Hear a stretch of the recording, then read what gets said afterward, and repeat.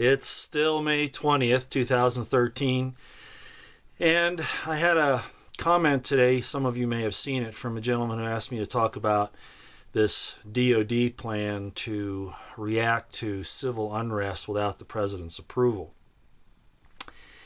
And I was planning on doing that anyway. I was going to do a whole separate video on it, and that's kind of what this is, but then I realized most of what I talk about probably be too complicated to really get into a lot of the nitty-gritty, so I'm kind of covering it this way, and I hope that's all right. You can get this document, okay? You can go on the federal sites, or you can go on, like InfoWars has it in a PDF, and you can download it and read it all yourself. It's basically DOD Instruction number 3025.21, dated February 27th, 2013. Let me give you a little background again, okay?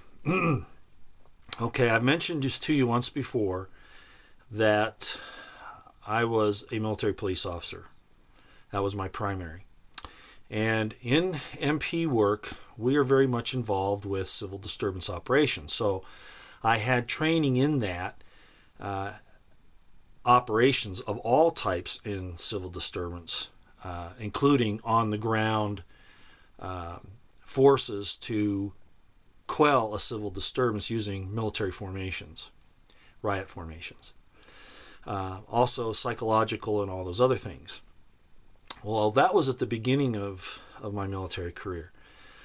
Later on, I went through, as I've also mentioned to you, the U.S. Army Terrorism Counteraction Course. Now, why would I bring that up with this? Because the definitions, even in 1988, were expanding outside of basic criminality. Okay, basically they were talking about people who even had the ability to be a dissent against the government, just in political terms, political dissidents, not even necessarily acting, but just because they would fit into a definition. And now, without me even going into all of those, you can see how that's developed now. It's real obvious. They'll call, somebody who's paying their people with with gold coins that they're, economic terrorists. I mean, there's no end to the way this thing is going. Or the Christians are terrorists, or the conservatives are terrorists, domestic terrorists, returning veterans. I think you get my point. But those are just specific peoples. They also have actual definitions that have nothing to do with terroristic behavior, but they call it terroristic. Okay. Well, I learned that when I went through the Army counterterrorism course. Then subsequent to that, later on, oh, by the way, and I was a garden plot commander. It's another one of those operations that they do for civil disturbances. So I was involved in the garden plot mission, okay, which is about civil disturbance operations. Later on, I actually took an entire course on civil disturbance operations, okay? So how does all this link together? Well, with those definitions from the Terrorism Counteraction course, okay, combined with civil disturbances, you can see where I can put these two problems together and how it's going to affect citizens in the United States. So I read through this document, DOD Instruction number 3025.21, and a lot of it's pretty much run-of-the-mill civil disturbance stuff that's been around for a long time. Contingency plans, things like that. But there were some specific differences, and this is where I want to go with this. Military authority in the United States historically has never been permitted to operate outside of or without being underneath some civil authority. And I don't mean the Secretary of Defense, okay? In the Constitution, you have the President. If he's not available, who does it fall to? The Vice President. If he's not available, who does it fall to? The Speaker of the House. And then it goes on down from there through the Cabinet, okay? So there should always be somebody in the civilian side of the house that the military is answering to. If they do not, they are acting outside of constitutional authority. Now, we could argue back and forth on that on constitutional grounds. Stuart Rhodes would be really good to go through with this. But this is what I want to point out. Okay, on page, if you go ahead and download that PDF and you go to page 16, okay, this is what you're going to find. I want to show it to you. As you can see here, I do have the entire document on my computer, But where I'm going to take you is to this location here. Okay, and this is very important. I want you to see this under this paragraph 3 that's right in front of you here on this page. And again, I could go through this whole thing, but this is where I think the really problematical part is. It says here, when permitted under emergency authority in accordance with reference C, federal military commanders have the authority in extraordinary emergency circumstances where prior authorization by the president is impossible and duly constituted local authorities are unable to control the situation. Okay? But look what it says down here. We're going to go to right here, where that B is. Let me read this to you. When duly constituted federal, state, and local authorities are unable or, what does that say? Decline to provide adequate protection for federal property or, and this is the other important one, federal government functions. Federal action, including the use of federal military forces, is authorized. That's what we're going to talk about here. That is the crux of this whole thing. All right. That decline is extremely important under the present day circumstances. We just had Kansas governor sign a law, a state law saying that they will not enforce federal gun laws. Guess what? Under this new DOD instruction, if a local authority, governor or something like that, declines to enforce a federal law, and that's basically what that's saying there about the federal regulations or federal officers carrying out their function, they can bring the military in. Do you see that? Texas wanting their gold back. They don't get it, so they go off onto some system of their own. Same thing. Freedom of speech, of the press, any of these things that the local people will not support. Under this directive, under this instruction, any decline by local or state authorities to enforce federal law or its enforcement officers assisting them in doing whatever they're going to do, then that allows the military to unilaterally enter into the situation. Okay? What does it take to not get a presidential approval? You call on the phone, he doesn't answer. This thing should list down other people. There is a chain of command, okay? And they're negating it. They're making the president the dictator. Do you see that? And it goes right over to the military right away. No. And this is not an accident. This is deliberate. Now, again, you can argue these things in a legal sense in a court for a long time. But it's right there. It says, if local or state authorities decline, okay, that's an important point in all of this. What really got me on this was that I had just talked on a radio show, on Pete Santilli's show, about Dr. Steve Pachinik's idea that the military should perform a coup. And of course I was against that for the very reasons I've already stated, the fact that the military has to be under some civilian authority. They either stand down under their oath, they either stand down and don't do anything, okay, or they go to a civil authority of some type, a state governor or somebody like that. Okay, that's the way it's supposed to work. Under Steve Pachinik's plan, of course, it was just going to be a military coup and oust the president and whatever else and have military courts or whatever. And I was against that for obvious reasons. I don't want the military to go there. So I was really surprised that Dr. Pachinik presented this, but now I know why, because he already knew that this instruction was out. Okay? And it's unconstitutional. So I wanted to bring that up. That's really in the nutshell, real quick explanation of the real evil behind this thing. And don't kid yourself, they may actually use it. We have Northcom here that has been put together by combat-hardened troops to take on the American people. You have DHS armed to the teeth, who of course isn't a military authority, right? But they would certainly be there to assist in any of this if it ever came down. We're in trouble, ladies and gentlemen. That's why I say that this is a very, very dangerous time. We keep seeing things like this. Now, we've already talked about the DOJ and the IRS doing all these terrible things with intimidating people and using those agencies to go after people that don't agree with the government or specifically even just the politics of the president. regardless of who the president is, Bush, Obama, I don't care. This isn't a bipartisan argument I'm making here. This is about constitutional liberty, freedom, not going into enslavement. And unfortunately, we have people that are selling us out. I also got some other information today. I haven't verified it yet, so I'm not going to go there, but some other dangerous things could be going on right now. I'm a little surprised it'd be happening this soon. But don't forget that there was that Coast Guard standout in District 7. And there are people say, well, no, it wasn't an ordered stand down. It was just because of the sequester. Well, the end result is the same. The only thing that they're doing. And you can look it up. Those of you who want to know where to find this, go onto Google and type in Coast Guard District 7. And you'll find the information about them not doing anything but emergency rescues.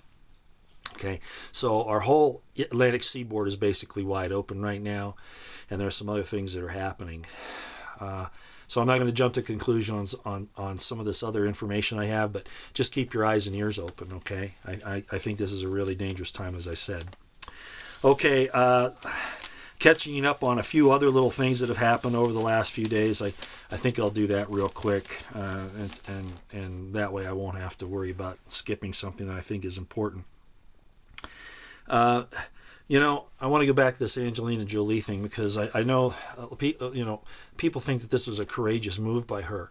And I've already pointed out that, if you have a fear of getting a flat tire on a car, you don't remove your tires, okay?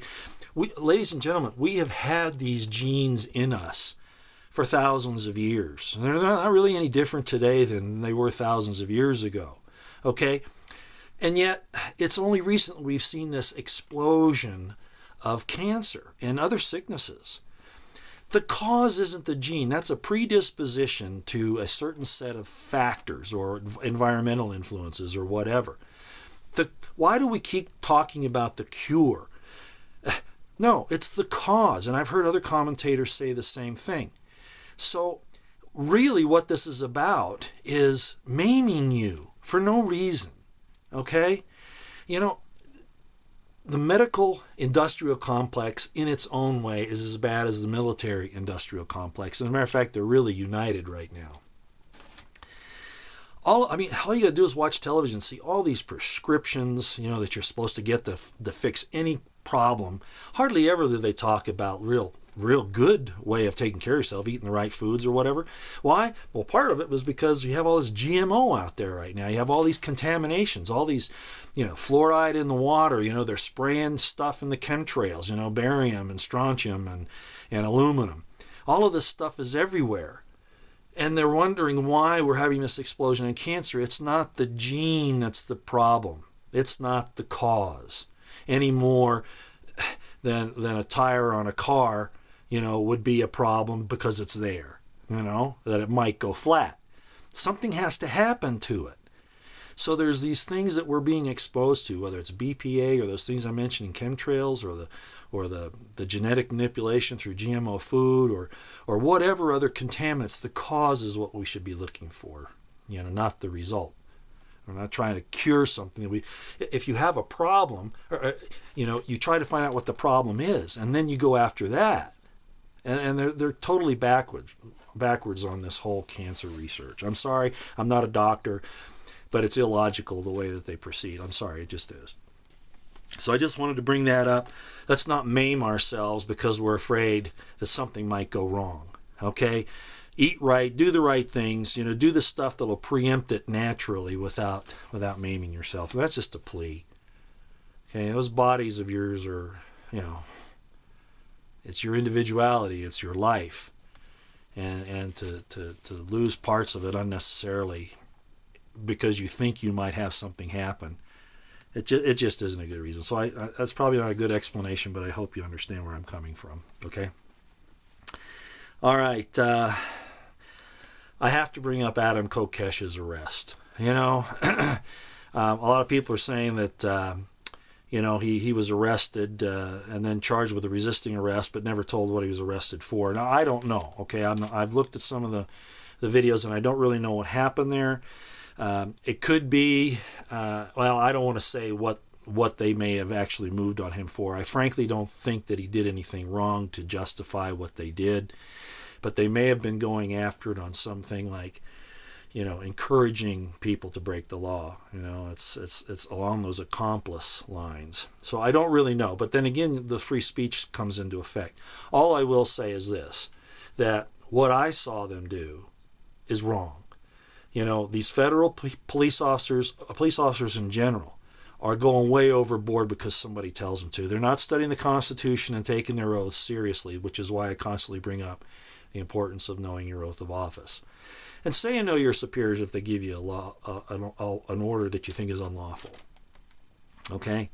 So at any rate, I'm really not sure what's going on there. Frankly, I think that just like what they've done to the AP reporters, just like they've done with the conservative organizations, with the IRS harassing them, they're now going to do it to people like Adam Kokesh and probably a lot of others. And I got to tell you something, folks, there's an old statement, and you've heard it before. We all either hang together or we hang separately. As a people, we can counter this. First in the information arguments, the debates going back and forth, waking people up. And then when it comes right down to it, we fire these people. Literally, fire them from their jobs. I won't go any further than that. Okay. A couple of other things I want to go on real quick. Benghazi, we're hearing a lot about these whistleblowers, Hicks, for instance, the guys that were over in Tripoli. What about the witnesses that survived the attack, that were actually there on the ground when it happened? Where are they? Why have we not heard from them? Something to consider. Another part of the cover-up. And I heard this today, and I should have known. Out in Utah, the Mormons have food supply. That's one of the things that they do. And they're encouraged to do that. It used to be that they were encouraged to have a 7-year supply. Now I think it's down a few months, maybe a few weeks even. The point is that they have their own farms, they grow their own food, and they had canneries where they could can their food, and then they use that for food storage and to give out to the people that can't afford to buy food for themselves. The government came to them several years ago, the church leaders, and said, through FEMA, we want to have an inventory of what your people have for food. So a lot of people gave this information about their food supply to the church, who then turned it over to the FEMA federal government people. And that's not the end. Listen to this. The federal government is now shutting down Mormon canneries so they cannot can their own food under some spurious regulations. They're shutting us down, ladies and gentlemen, even organizations as large as the Mormon Church. Okay? Just a word of warning to you, because this is not going to get any better. Okay, I think that's enough on this update for right now. I just wanted to get that out to you on the DOD 3025, let you know where that could be going. And so I hope that was a little instructive. I'll probably not delve into that again. I think that's pretty much self-evident how dangerous that is. DOD should be called on the carpet for it right now. They know who their civilian authorities are they're supposed to answer to, and they're just circumventing that the same way that they said, no, we don't need Congress's approval to wage war. We get that from NATO and the UN. We're in a lot of trouble. Keep preparing, okay? All right. Thank you very much.